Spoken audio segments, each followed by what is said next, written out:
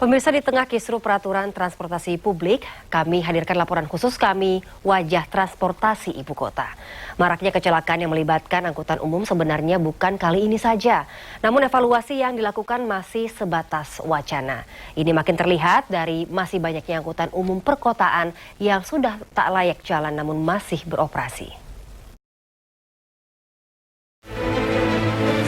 Kecelakaan yang terjadi antara Metro Mini dengan KRL komuter lain pada awal Desember lalu menyisakan keprihatinan. Perilaku pengendara angkutan umum yang tidak mematuhi aturan lalu lintas, serta kondisi kendaraan yang sudah tak layak menjadi sorotan masyarakat. Keseriusan dan tanggung jawab pemerintah untuk mengurai benang kusut persoalan pada sistem transportasi umum pun dipertanyakan. Kemarin kan yang kecelakaan itu kan Metro Mini itu ya. Iya, seharusnya diganti yang lebih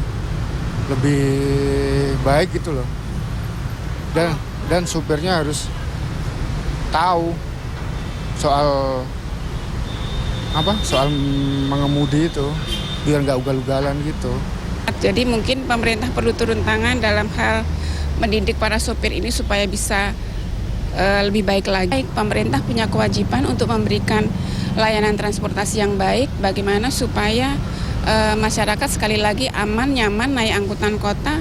Mestinya pemerintah lebih ketat aja buat yang ini. Memang mungkin banyak banget ngebantu buat masyarakat, cuman ya kalau udah sampai kejadian kayak gitu kan jadi salah-salahan semua.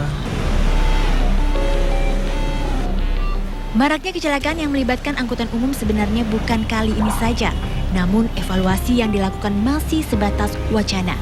Ini makin terlihat dari masih banyaknya angkutan umum perkotaan yang sudah tak layak jalan namun masih beroperasi. Sudah sangat carut-marut situasi publik transportasi umum yang ada di Jakarta. Dan ini bukan baru setahun, 2 tahun, sudah puluhan tahun. Dan dibiarkan, itu faktor human error dan memang kondisi fisik kendaraan juga sebenarnya sudah tidak layak jalan. Karena memang kendaraan itu hasil rekondisi body, jadi ganti baju tapi fisiknya sama gitu ya. Jadi umur kendaraannya rata-rata Metro Mini itu kan sudah di atas 20 tahun. Masih beroperasinya angkutan umum tak layak jalan, salah satunya diduga akibat dari banyaknya praktik menyimpang dalam uji kir kendaraan.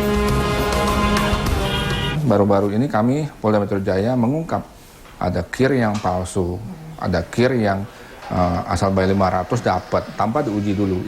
Itu sama sekali salah. Bahkan itulah yang mengakibatkan banyaknya kecelakaan. Karena ternyata angkutan-angkutan umum ini banyak yang menjadi pelanggan dari kir palsu itu. Nah, sehingga yang tadinya angkutan kota tidak layak jalan, jadi seolah-olah layak jalan, sehingga pengeremannya nggak benar, direm juga dia belok ke kiri, ke kanan, dan sebagainya.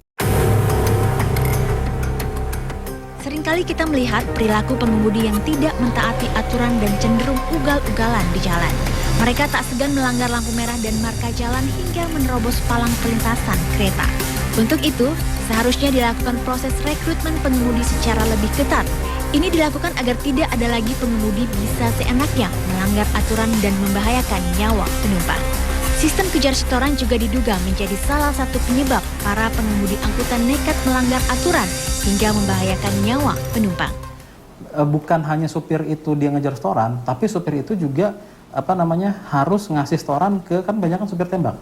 Supir itu yang supir original itu biasanya hanya jalan tuh jam-jam puncak karena itu uangnya banyak. Nah, ketika antara jam 11 sampai jam 3 itu biasanya supir tembak semua. Udahlah, saya mendingan ngaso aja, ngopi-ngopi, ngerokok. Kalau busnya yang mau ada yang pakai lagi silahkan aja, tapi nanti bayar setoran saya berapa. Jadi supir sendiri juga menerapkan setoran ke supir tembaknya gitu. Pengusaha udah nggak tahu lagi siapa yang bawa busnya. Pokoknya uangnya dari si supir yang dia, nih saya kasih kunci ke A gitu kan. Selama si A bawa 500.000 dia happy. Mau itu busnya dijalanin sama ponakannya atau sama siapanya bodo amat.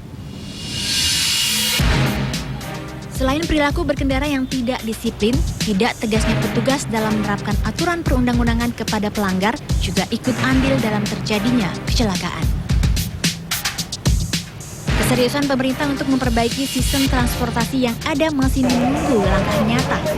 Sementara, telah banyak nyawa yang hilang sia-sia setiap harinya di jalanan.